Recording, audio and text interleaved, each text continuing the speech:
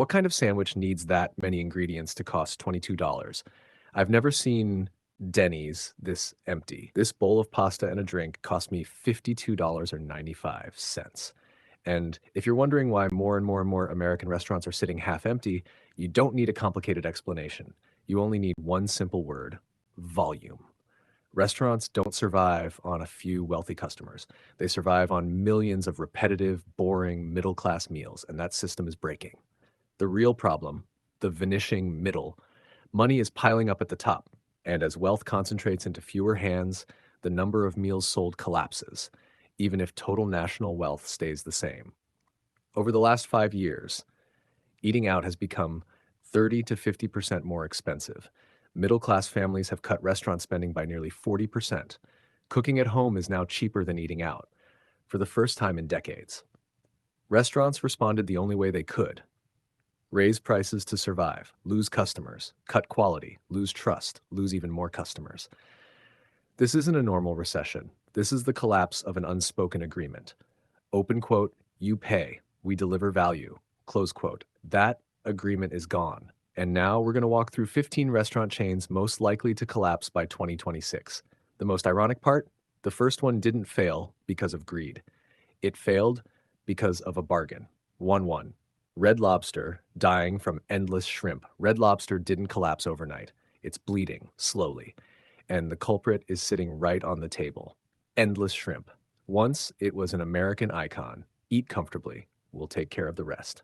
In a post-inflation world, that promise became a suicide pact. Financial reports show each endless shrimp customer costs Red Lobster about $5. Every 200 customers, the equivalent of a car disappearing from the parking lot. One busy weekend can wipe out an entire kitchen payroll. Meanwhile, seafood prices are exploding. Shrimp, crab, lobster. But the business model stayed frozen in 2010. Red Lobster is no longer a restaurant. It's a casino where customers always win and the house always loses. The result? Quiet closures, no announcements. One day, the lights are just off. Loyal customers don't rage. They feel quiet disappointment. And when Americans go silent, they stay home. Nash 2, Boston Market, defeated by Costco. Boston Market once meant something simple: dinner without cooking. Then, within a single year, over 15% of locations vanished. No headlines, no drama, just disappearance. The problem isn't the food, the problem is comparison. A Boston Market rotisserie chicken plus sides now costs more than a Costco chicken, that is. Bigger, hotter, cheaper, no tip required. Boston Market wasn't beaten by another restaurant. It was beaten by a new lifestyle: bulk shopping, meal prep, full refrigerators. They're not cheap enough to beat retail, not fast enough to beat fast food, not special enough to be an experience. And the most dangerous thing happened. People didn't complain. They just stopped going. Number 3, Applebee's. Too forgettable to survive. Applebee's once promised, eat well in the neighborhood. But the neighborhood doesn't exist anymore. The famous 2 for $20 quietly became 25 plus tip.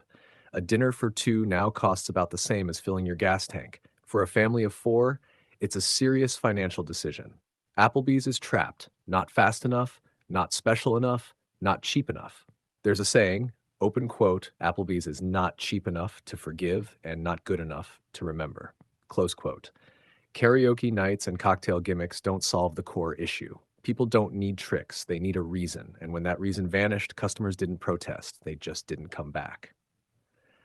4, Chili's. Technology can't save an old model. Chili's was built for a slower America. Sizzling fajitas, cold margaritas, family nights. Today, long waits, rising costs, shrinking margins. Chili's responded with tablets, service robots, automation. But nobody goes to Chili's for robots. The real problem is pace. Why wait 45 minutes when fast casual places let you order in 2 minutes, customize instantly, leave before the ice melts? Sit-down dining is becoming a heavy truck in a market shifting toward electric scooters. Technology isn't fixing the problem. It's just delaying the end. Buffalo Wild Wings, when the crowd disappears.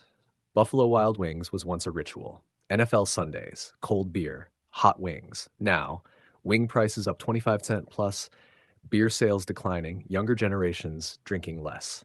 A night out now costs as much as a week of groceries. And here's the fatal irony: you can watch the entire game at home. Cheaper food, no tip, no wait, no noise. Buffalo Wild Wings was built for crowds, and America no longer gathers like it used to. When a sports bar loses its noise, it's no longer a sports bar. It's just a large room with TVs already on. Number 6, Subway. Scale became a liability. Subway once bragged about being everywhere. That became the problem. Hundreds of US locations closed in 2024, 2025. Why? Because a footlong now costs $18, $20. At that price, customers ask, why Subway? Worse, the experience is inconsistent. Portions vary, cleanliness varies, quality varies. Fresh became a slogan, not a reality. When trust is gone, scale doesn't help. It becomes a weight dragging the brand under. Number 7, Chuck E. Cheese, forgotten by the next generation. Chuck E. Cheese was never about pizza. It was about memory. Today, $1.9 billion in debt, birthday revenue collapsing, kids glued to tablets instead of arcades. Parents remember Chuck E. Cheese, children don't. You don't need tokens anymore. Entertainment lives on the couch. A brand built entirely on nostalgia can't survive when nostalgia isn't passed down. Being forgotten is worse than being hated. 8, Hard Rock Cafe, when memories stop selling. Hard Rock Cafe was once a destination. Today, sky-high tourist rents, one-time visitors, low repeat business. Young people don't pay to look at guitars behind glass. Music lives in their phones, and when money tightens, symbolic experiences are the first to go. Nostalgia doesn't pay rent. 9, IHOP, when pancakes become a luxury. IHOP was supposed to be easy. Now, family breakfast equals $80. For pancakes, eggs, and coffee, that's a week of groceries. IHOP added steak, salmon, complex dishes, but customers came for syrup, not reinvention. When a place stops being the obvious choice, it disappears quietly. The tourist breakfast trap. In many tourist cities, omelets, $40, pancakes, $18 to $40. Why? Because they don't need you to return. But now every menu is online. Every receipt is shared. People don't argue, they just leave. And empty tables are spreading. Conclusion: the quiet boycott. These restaurants didn't collapse because Americans stopped eating. They collapsed because Americans stopped believing. Prices rose, portions shrank, value disappeared. And the response wasn't outrage, it was silence. That's the most powerful boycott of all. Final question: which restaurant on this list have you stopped visiting, and why? Are there any chains still worth the money? Does the American restaurant industry need a full reset? Leave a comment below. I read them all. If this video made you think, subscribe and turn on notifications. This channel doesn't chase headlines. It documents slow collapses hiding in plain sight. See you next time.